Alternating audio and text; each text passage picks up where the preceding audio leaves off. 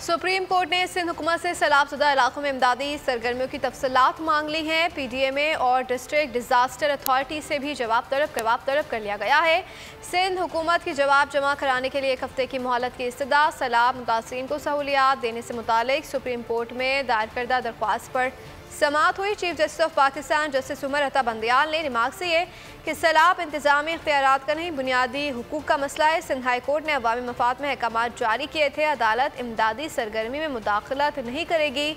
सिंध हुकूमत को मुतमईन करना होगा कि अवाम के लिए काम हो रहा है। बाद अज़ा अदालत ने मज़ीद समाअत 20 अक्टूबर तक मुलतवी कर दी।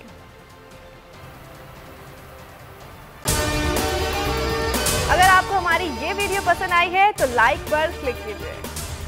मैं इमरान खान हूँ, आप बोल्ड न्यूज देख रहे हैं।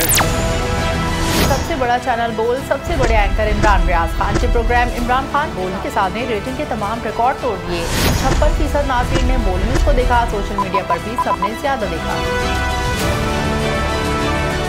सबसे ज्यादा व्यूज, सबसे ज्यादा रील्स और सबसे ज्यादा रेटिंग के साथ बोल्ड अब भी नंबर 1 पोजीशन पर बरकरार।